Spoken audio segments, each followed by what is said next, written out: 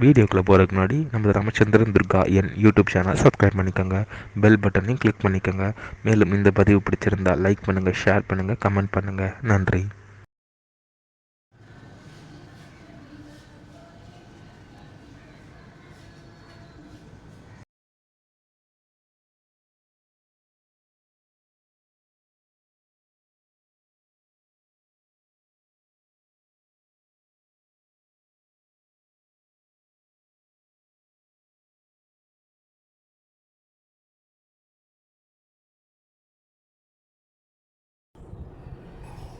श्रीगुरुभ्यो नमः.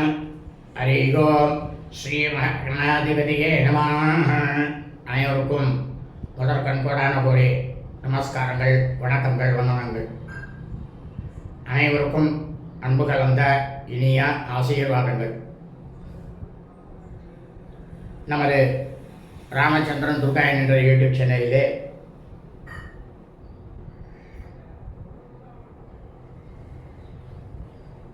பராபவ தமிழ் வருஷத்தில் நிகழ்விற்கும் நவகிரகத்திலேயே 100% சுபகிரகமாக இருக்கக்கூடிய பிரகஸ்பதி கிரக பகவான் குரு பகவானுடைய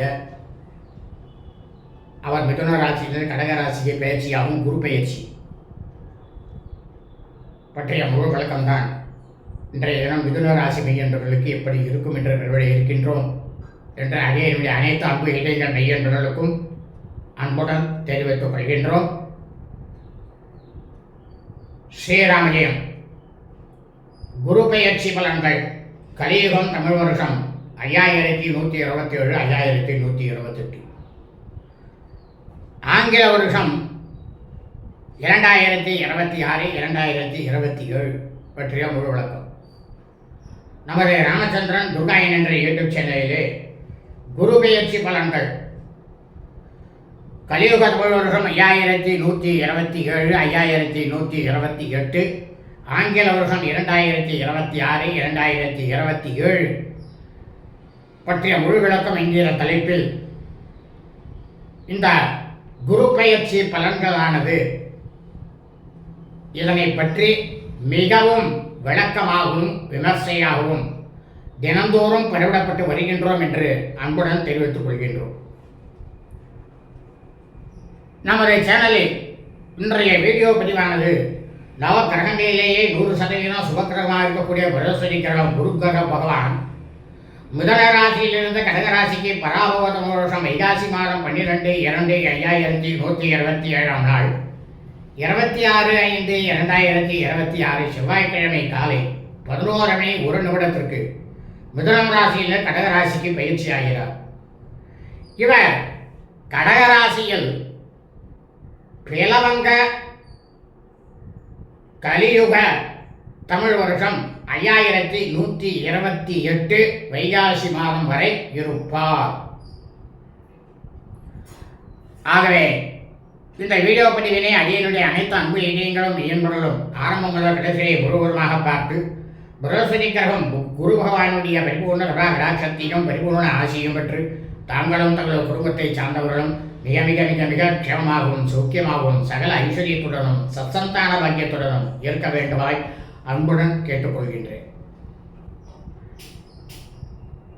இன்றைய பதிவானது பிரகஸ்பதி கிரகம் குரு பகவானுடைய குரு பெயர்ச்சி மிதுனம் ராசிக்காரர்களுக்கு உண்டான ஒரு வருட பலாபலன்கள் பற்றிய முழு விளக்கம்தான் இந்த வீடியோ பதிவு. அதாவது இந்த மிதுன ராசி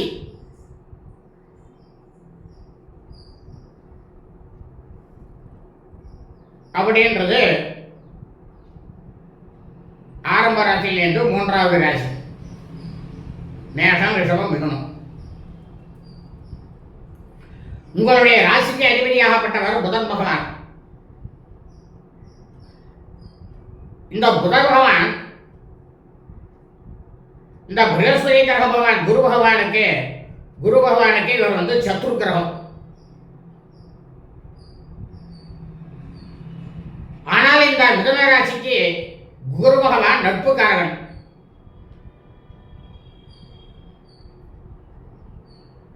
எல்லாருக்கும் ஒரு சந்தேகம் வரும். மிதுன ராசிக்கு அதிபதி புதன், அந்த கிரகம் வந்து இவருக்கு சத்ரு. ஆனால் அந்த ராசிக்கு வந்து இவர் நண்பன். எப்படி ஆகும், என்ன சொல்கிறேன் அப்படின்றது உங்கள் எல்லாருக்கும் சந்தேகம் வரும். அதை தான் இப்போ விளக்கமாக சொல்கிறேன், கேளுங்க. இந்த மிதுன ராசியிலே அடங்கக்கூடிய நட்சத்திரங்கள் என்னென்ன இருக்கக்கூடிய நட்சத்திரங்கள்? மிருகசீரிஷ நட்சத்திரம் 3ஆம் பாதம் 4ஆம் பாதம் அடங்கும். இந்த மிருகசீரிஷ நட்சத்திரத்திற்கு அதிபதியாக இருக்கக்கூடியவர் யார் என்றால் செவ்வாய் பகவான். அதே சமயம் இந்த மிருகசீரிஷ நட்சத்திரம் யாருக்கு? சாட்சாத் பூமாதேவி. பூமாதேவி வந்து அவரை வந்து ஜனனம் எடுத்து வைத்தது வந்து லலிதா பரமேஸ்வரியானவள் இந்த நட்சத்திரத்தில் தான், மிருகசீரிஷ நட்சத்திரம் தான். ஆனால் தான் சொல்றது நவகிரகத்தில் செவ்வாய் கிரக பகவான் வந்து பூமிகாரன்னு சொல்றா, எல்லாரும் வச்சுட்டா பேரு. பூமாதேவி தான் மெயின் அதுல இந்த நட்சத்திரம். இவர் வந்து குரு பகவானுக்கு நண்பன், மித்ரு கிரகம். இரண்டாவதாக ஆருத்ரா, திருவாதிரை நட்சத்திரம். 1, 2, 3, 4 பாதங்கள் அடங்கும். இந்த ஆருத்ரா நட்சத்திரத்துக்கு அதிபதி யார்? ராகு பகவான்.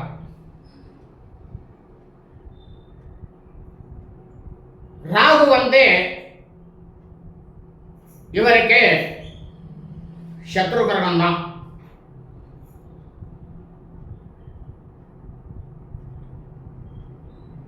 ஏன்னா பார்க்கடல்ல வந்து அமிர்தத்தை வந்து கடைஞ்சிட்டு வந்தவன்னா தனக்கெல்லாம் கிடைக்கும் சொல்லி அவன் வந்து ஒரு அசுரன் அந்த நேரம் வேஷம் போட்டுன்னு அவன் சாப்பிட்றான்.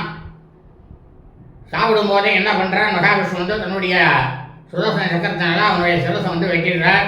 அதனால தான் சிரசாக இருக்கிறது வந்து ராகு, சிரசு இல்லாமல் இருக்கிறது கேது. ஏன்னா இது நிழல் கிரகங்கள், அசுரர்கள்.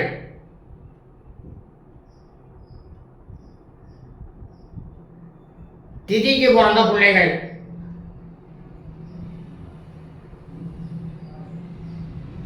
அப்படி மூன்றாவதாக இருக்கக்கூடிய நட்சத்திரம் என்ன? புனர்பூச நட்சத்திரம், புனர்வசு நட்சத்திரம். 1ஆம் பாதம், 2ஆம் பாதம், 3ஆம் பாதம். இந்த புனர்பூச நட்சத்திரத்துக்கு அதிபதி யார்? இந்த குரு பகவான் தான், பிருகஸ்பதி தான். இந்த 2 நட்சத்திரங்கள், அதாவது செவ்வாய் அவருக்கு நண்பன், தன்னுடைய சொந்த நட்சத்திரத்தில் அவர் வந்து அந்த இடத்துல அமர்றதுனால, தன்னுடைய நட்சத்திரமும் புனர்பூச நட்சத்திரமும் இருக்கிறதுனால தான் இந்த மிதுன ராசிக்கு குரு பகவானாகப்பட்டவர் நண்பன், நட்புக்காரகன். இந்த நட்சத்திரத்தில் பிறந்த வாழ்க்கை நட்புக்காரகன். ஆனால் மொத்தத்தில் பார்த்தா உங்களுடைய ராசிக்கு அதிபதி யாருனாக்க புத பகவான் தான், அதில் சந்தேகமே கிடையாது.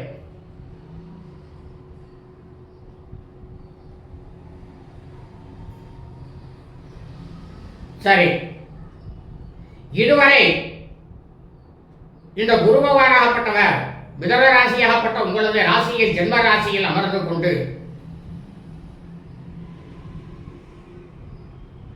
உங்களுக்கு அவ்வளவாக எதையுமே செய்யவில்லை. எல்லாமே உங்களுக்கு தெளிவாகத்தான் இருந்தது.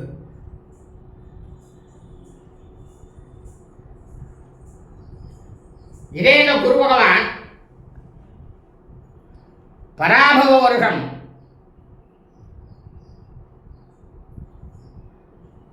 வைகாசி மாதம் 12/2/2127 நாள் 26/5/2026 செவ்வாய்க்கிழமை என்ற காலை 11:01 உங்களது ராசிக்கு 2ஆம் இடமாக இருக்கக்கூடிய தனஸ்தானம், குடும்பஸ்தானம்னு வேறு, அது அந்த இடத்திற்கு அவர் பயிற்சியாக போகிறார். அவர் அங்கு அமர்ந்து கொண்டு, ஏன்னா இந்த குரு பகவானுக்கு வந்து அவர் எங்க அமர்ந்திருக்க போகிறாரோ அந்த இடத்திலிருந்து, அவர் அமரும் இடத்திலிருந்து அவருடைய பார்வையானது 5வது வீடு, 7வது வீடு, 9வது வீட்டை அவர் பார்ப்பார்.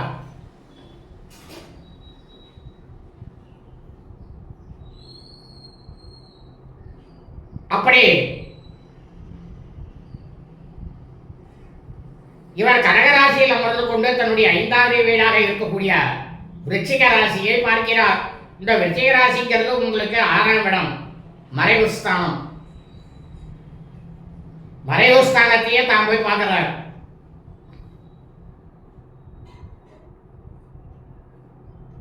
இவர் கடகராசியில் அமர்ந்து கொண்டு 7ஆம் பார்வையாக மகர ராசி, மிதன ராசி மெய்யன்பர்களே, உங்களுடைய ராசிக்கு 8ஆம் இடமாக இருக்கக்கூடிய மகரத்தை தனது 7ஆம் பார்வையாக பார்க்க போகிறார். அஷ்டமஸ்தானத்தை.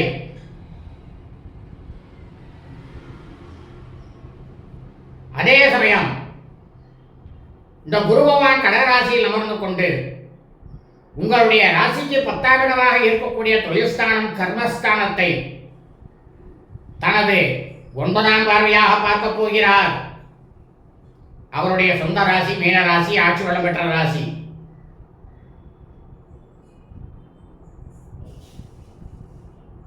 ஏற்கனவே சனீஸ்வர கர்மன் அதில் கர்ம பலனை கொடுக்கக்கூடியவர் கர்மஸ்தானத்தில் தொழில்ஸ்தானத்தில் அமர்ந்து கொண்டே இருக்கிறார்.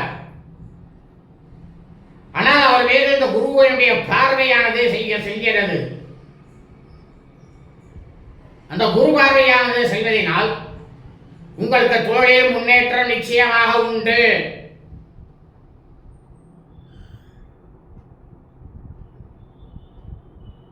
தாங்கள் செய்த பாப புண்ணியங்களுக்கு ஏற்ப பலனை கொடுக்கக்கூடிய சனீஸ்வர கிரக பகவான் குரு பகவானுடைய பார்வையினால் இந்த 1 வருட காலத்திற்கு சற்று அடங்கி இருப்பார்.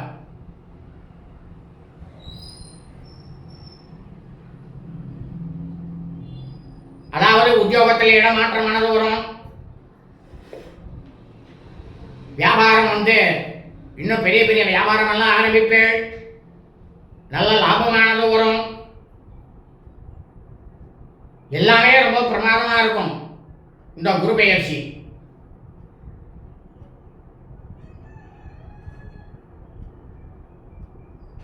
இது இந்த மிதுன ராசிக்கு இருக்கக்கூடிய பொது பலன். இது நிச்சயம் யார் யாருக்கு நடக்கும் அப்படின்னாக்கா, மிருகசீரிஷ நட்சத்திரத்தில் பிறந்த மெய்யன்பர்களுக்கும் புனர்பூச நட்சத்திரத்தில் பிறந்த மெய்யன்பர்களுக்கும் நிச்சயமா நடக்கும்.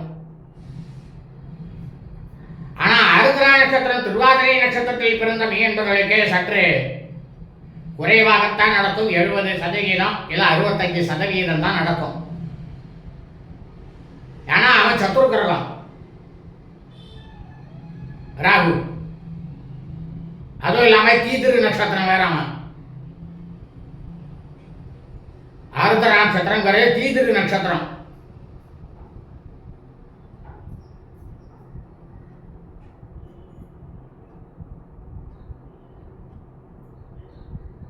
இந்த 1 வருஷம் இப்படித்தான் இருக்குமா? நிச்சயமாக தாங்கள் மிதுன ராசி மெய்யன்பர்களே, தாங்கள் அனைவரும் ஜனனம் எடுத்த அந்த காலத்திலே உங்களது ஜாதகத்தை நன்றாக தற்போது அலசி பாருங்கள். தற்போது உங்களுக்கு நடக்கக்கூடிய தசா புத்தி என்ன என்று பார்த்துக் கொள்ளுங்கள். அதிலே சுபகிரக தசை. சுபகிரகம்னா யார் யார்? சந்திரன், புதன், குரு, சுக்கிரன். ஏழை சந்திர தசையும் குரு தசையும் நடந்ததுன்னா உங்களுக்கு பிரம்மாண்டமாக இருக்கும். ஆனால் புதன் தசையும் சுக்கிர தசையும், புதன் இவருக்கு சத்ரு கிரகம், சுக்கிரனும் சத்ரு கிரகம். ஏன்னா இவர் குரு பகவான் தேவகுரு, இவர் சுக்கிரன் அசுர குரு. அந்த தசா உங்களுக்கு நடக்கும் அப்படின்னாக்கா சற்று குறைவாகத்தான் இருக்கும். சற்று குறைவுன்னா என்ன? ஒரு 10% இல்லை 15% குறைவாக தான் இருக்கும். ஆனால் குரு தசையும் சந்திர தசையும் இருந்ததுன்னா யோகம் நன்னா இருக்கும். அதே சமயம் உங்களுக்கு தற்போது நடக்கக்கூடிய தசாவானது அசுப கிரகங்களுடைய தசா. அசுப கிரகங்கள் யார் யார்? சூரியன், செவ்வாய், சனி, ராகு, கேது.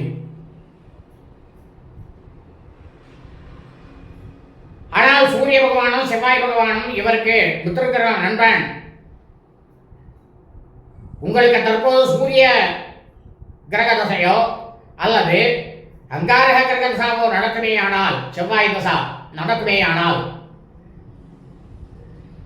உங்களுக்கு ஒரு 70% நல்லதே நடக்கும்.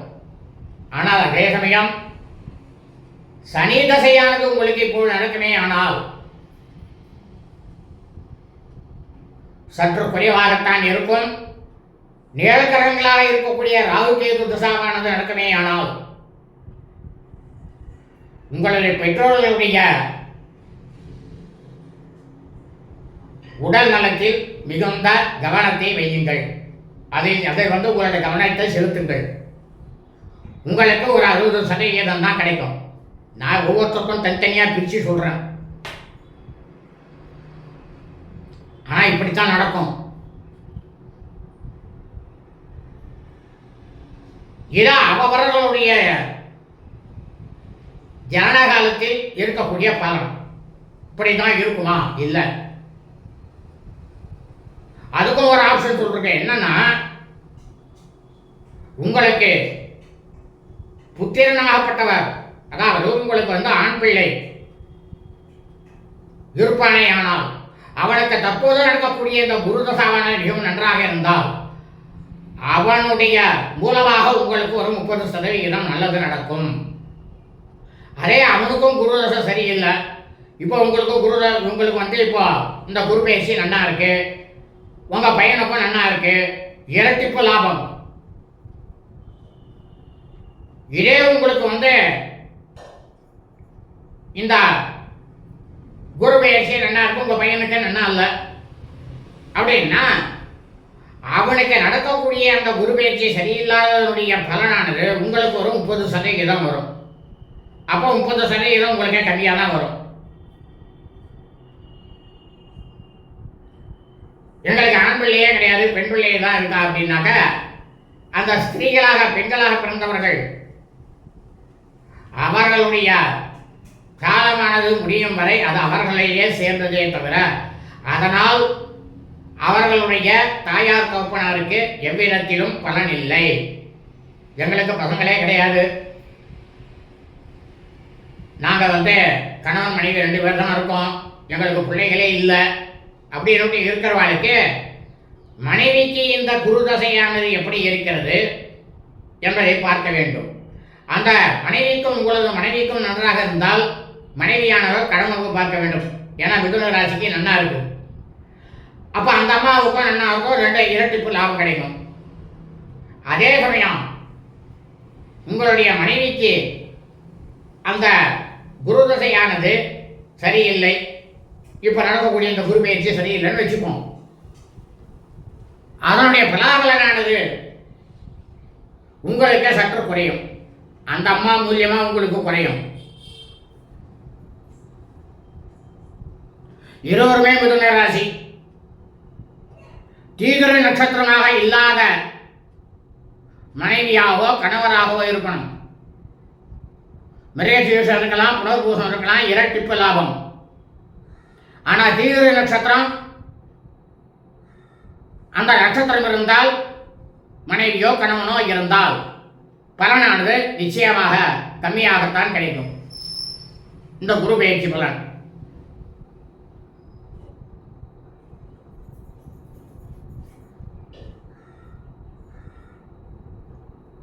இதற்கு என்ன செய்யறது? மொத்தத்தில் மிதுன ராசி மையன்பர்களே, தாங்கள் அனைவரும் தினந்தோறும் இப்பொழுது நான் சொல்லக்கூடிய ஸ்லோகத்தை சொல்லிவிட்டு தாங்கள் அனைவரும் அன்றாட பணிகளை செய்ய துவங்குமாறு அன்புடன் கேட்டுக்கொள்கின்றோம். ஸ்லோகம்: தேவானாஞ்ச ரிஷீனாஞ்ச குரும் காஞ்சன சன்னிபம் புத்திபூதம் த்ரிலோகேஷம் தம் நமாமி ப்ருஹஸ்பதிம் நீலாஞ்சன சமாபாசம் ரவிபுத்திரம் யமாக்ரஜம் சாயாமார்த்தாண்ட சம்பூதம் தம் நமாமி சனைச்சரம் அப்படின்னு இந்த ஸ்லோகத்தை சொல்லிட்டு நித்தியமும் வேலையை தொடங்கும்போ. இப்பொழுது மிக முக்கியமான ஒரு செய்தியை சொல்ல இருக்கின்றோம். புதன ராசி மெய்யன்பர்களே, இதுவரை உங்களுடைய ராசியை ஜென்மஸ்தானத்தில் இடத்தில் இருந்த குரு பகவான் பராபவ கலியுக தமிழ் வருஷம் 5127 வைகாசி மாதம் 12/2/2127 நாள் 26/5/2026 செவ்வாய்க்கிழமை காலை 11:01 முதல் உங்களது ராசிக்கு இரண்டாம் இடமாகிய தனஸ்தானத்தில் குடும்பஸ்தானத்தில் கடகராசியில் ஐப்பசி மாதம் 3/7/5127 நாள் 20/10/2026 செவ்வாய்க்கிழமை மாலை வரை கடகராசியில் உச்சமாக இருப்பார். ஏன்னா இவர் கடகராசிக்கு உச்சம். அப்போ உங்களுக்கு 6 மாதம் 26 நாட்கள் புதன ராசி மெய்யன்பர்களுக்கு மிக மிக மிக மிக யோகமான காலம். அதில் கொஞ்சம் கூட சந்தேகமே கிடையாது. அதற்கு பிறகு இந்த குருபகவானாகப்பட்டவர் உங்களது ராசிக்கு சுகஸ்தானம் எனப்படக்கூடிய 3ஆம் இடமாகிய சிம்ம ராசியில் ஐப்பசி மாதம் 3/7/5127 நாள் 20/10/2026 செவ்வாய்க்கிழமை மாலை 6:40 சிம்ம ராசியில் அதிசாரமாக அமரப்போகிறார். ஐப்பசி மாதம் 3ஆம் தேதி அதிசாரமாக போகிற சுகஸ்தானத்துக்கு 3ஆம் இடத்துக்கு. அந்த 3ஆம் இடத்துக்கு போய் என்ன பண்றாரு தெரியுமா?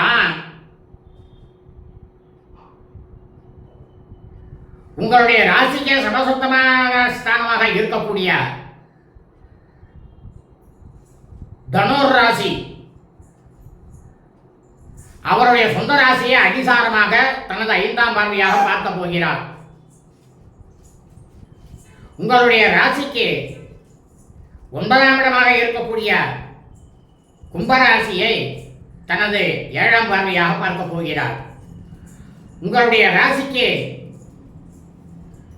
11ஆம் இடமாக இருக்கக்கூடிய மேஷ ராசியை தனது 9ஆம் பார்வையாக பார்க்க போகிறார். அந்த காலகட்டத்தில் என்னிலிருந்து 3/7/5127 ஐப்பசி மாதம் 20/10/2027 செவ்வாய்க்கிழமை சாயந்தரம் மாலையில் 6:40 அதில் உட்கார்ந்து அதிசாரமாக இருந்துட்டு மார்கழி மாதம் 7/9 5127 நாள் 22/12/2026 வெள்ளிக்கிழமை காலை 10:40 வரைக்கும் அதில் இருப்பார். அதே மாதிரி அதிசாரத்தில் இருப்பார். அப்போ பார்த்தேன்னாக்க இந்த 3ஆம் தேதியிலேருந்து 7ஆம் தேதி 2 மாதம் 4 நாள். அப்போ உங்களை கணக்கு பார்த்துட்டேன்னாக்கா 8 மாதம் இது ஒரு 4 நாள் 26 நாள் 30 9 மாதம் உங்களுக்கு நன்னா இருக்கு. பிரமாதமாக இருக்கு. மிதுன ராசி நீங்கன்றவங்களே 9 மாதத்துக்கு நீங்கள் கவலைப்பட வேண்டாம். ஆனால் இதே குரு பகவான் மார்கழி மாதம் 7/9/5127 நாள் 22/12/2026 வெள்ளிக்கிழமை காலை 10:40 முதல் மாசி மாதம் 1/11/5127 நாள் 13/2/2027 சனிக்கிழமை பிற்பகல் 1 மணி வரை சிம்ம ராசியில் அவர் வக்கரமாக அமர்ந்து கொண்டு இருப்பார். அப்ப என்ன அர்த்தம் உங்களுக்கு? மார்கழி மாதம் 7ஆம் தேதியிலிருந்து மாசி மாதம் 1ஆம் தேதி அப்படி பார்த்தேன்னாக்கா 1 மாதம் 24 நாட்கள் வக்கரமாக இருக்க போறார். அவர் வக்கரகதியிலே இருந்தாக்கா அவர் பார்க்காத பார்வை இடத்துல எல்லாம் அவ்வளவு தூரம் வந்து நமக்கு வந்து லாபமானது கிடைக்கும்னு எதிர்பார்க்க முடியாது. அந்த சமயத்தில் மிதுன ராசி என்பவர்களே தாங்கள் சற்று எச்சரிக்கையாக இருக்க வேண்டும். ஆனால் வரும் உங்களுக்கு கொஞ்சம் உங்களை வந்து நீங்கள் சுதாரிச்சுக்கணும். ஏன்னா நல்லவனாக இருக்கக்கூடியவன் வந்து வக்கரம்னா என்ன, கெட்ட புத்தி வருதுன்னு அர்த்தம் நம்மளுக்கு. அதுதான் வக்கர புத்தின்றது.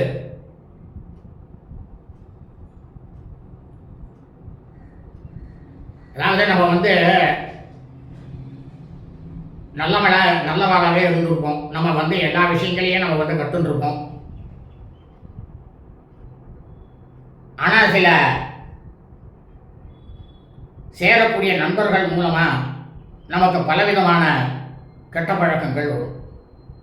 அதுதான் வக்கரம். புத்தியானது வக்கரமா இருக்கு. இல்லை அவளை சொல்லியும் தப்பு கிடையாது, எதுவும் கிடையாது. ஏன்னா அவள் வந்து நம்மளை கூப்பிடுறா, நாம் அந்த சமயத்தில் எதுக்கு போவான, அதுதான் வக்கர புத்தி. போனது யார் தப்பு? நம்ம தப்பு.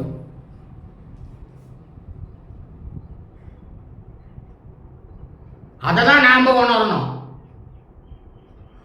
1000 பேர் நம்மளை கூப்பிடுவா, நாம் ஏன் போனோம்?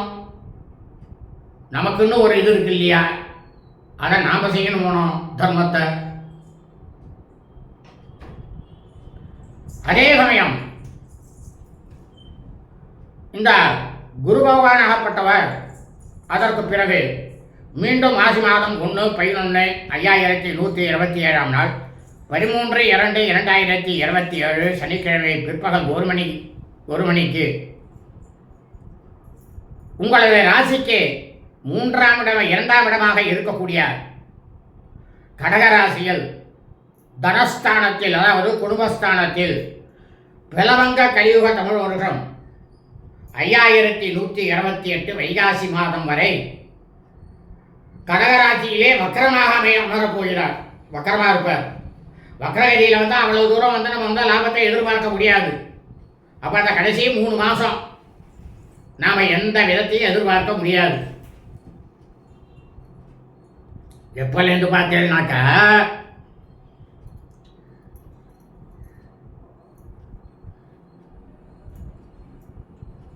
அவர் வந்து 1/7 9ஆம் மாதம்,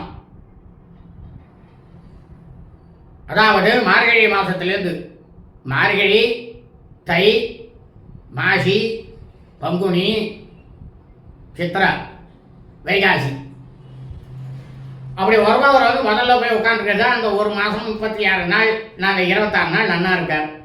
அதுக்கப்புறமா தான் திருப்பி போய் வர்றார் இல்லையா. அப்போ இந்த 3 மாதம் நல்லா இருக்கணும். மாசி மாதத்துலேருந்து நம்ம எல்லாம் ரொம்பவே ஜாக்கிரதையாக இருக்கணும்.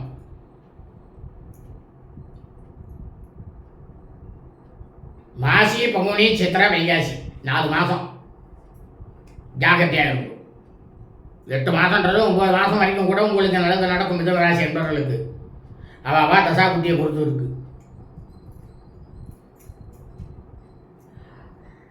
அவை மிதுன ராசி என்பவர்களே, இந்த குரு பகவானுடைய பரிபூர்ண கிருபா கடாட்சத்தை தாங்கள் அனைவரும் பெற வேண்டுமானால் தங்களுடைய கிரகத்தில் நிச்சயமாக நவகிரக ஹோமத்தை செய்யுங்கள். அவருடைய பலாபலன் உங்களுக்கு இரட்டிப்பு லாபத்தை நிச்சயமாக கொடுக்கும். அது தீதிரு நட்சத்திரம், இந்த மிதுன ராசியில் தீதிரு நட்சத்திரமாக இருக்கக்கூடிய திருவாதிரை, ஆருத்ரா நட்சத்திரம், அவர்களுக்கும் சற்று கூடுதலாக நன்மையானது கிடைக்கும். அதற்காகத்தான் சொல்கின்றேன். எல்லாரும் சொல்லலாம், இவர் என்ன எப்போ பார்த்தாலும் எல்லாருக்கும் வந்து நவகிரகத்தை பண்ணுங்க, வீட்டில் பண்ணுங்கன்னு சொல்கிறார். அவள் கோவில் தானே சொல்கிறா. அதாவது நீங்கள் வந்து வாடகை வீட்டில் இருந்தாலும் சரி, சொந்த வீடாக இருந்தாலும் சரி, அந்த கிரகத்தில் தான் அத்தனை கிரகங்களும் இருக்கும். நாம் போய் கோவிலில் போய் செய்கிறோம், அது தனி. பகவான் வந்து அங்கே இருக்கார். எத்தனை பேர் போய் கோவிலில் போய் பார்த்துட்டு இருக்காளோ அவ்வளவுக்கும் அந்த இடத்துல வந்து அவருக்கு சக்தியானது பவரானது ஏறும். அந்த பவர் ஏறி உங்கள் கிரகத்தில் நீங்கள் ஹோமம் பண்ணும்போது உங்களுக்கு பிரமாதமாக பலனை கொடுப்பார். இதை தான் சொல்லியிருக்கு, இப்படி தான் பண்ணணும்ட்டு. ஏன்னா 33 கோடி தேவர்கள் தேவதைகள் எல்லாருக்குமே அக்னி பகவான் மூலமாக தான் அவளுக்கு எல்லா விதமான சௌகரியங்களும் போய் சேர்றது. நாம் எந்த தேவதையை வச்சு ஹோமம் பண்ணுறோமோ அந்த தேவதைகளுக்கு ஆகாரமானது அதில் போடுறோம். என்ன ஆகாரம் அவளுக்கு? சமித்து, அன்னம், ஆஜ்யம். சமித்துன்னா என்ன சமைத்து? புரசன் சமைத்து, அரசன் சமைத்து, இந்த 2 சமைத்தான் போடணுன்றது. ஆனால் நவகிரகங்களுக்கு ஒவ்வொருத்தருக்கும் ஒவ்வொரு சமைத்து உண்டு.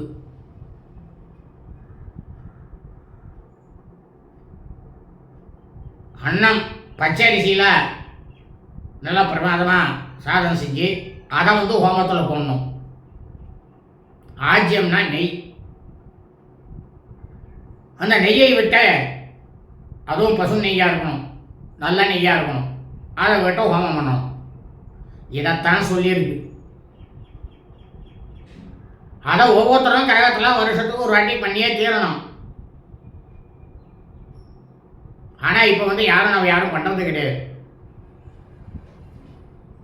அந்த மாதிரி பண்ணினா என்ன பலன் அப்படின்னா, இந்த லோகத்தில் இருக்கக்கூடிய பஞ்சபூதங்களாக இருக்கக்கூடிய இயற்கையே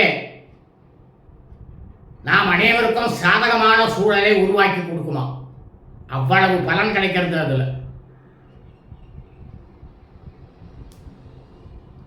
ஆகவே மிதுன ராசி பையன்பர்களே, இந்த குரு பெயர்ச்சியானது தாங்கள் அனைவருக்கும் மிகவும் நல்லதை செய்வதற்காக அவர் காத்து கொண்டிருப்பதை அனைவரும் பிரயோகித்துக் கொள்ளுமாறு அன்புடன் கேட்டுக்கொள்கின்றோம். வாழ்க வளமுடன், நலமுடன். இனிய ஆசீர்வாதங்கள். லோகா சமஸ்தா சுகினோ பவந்து.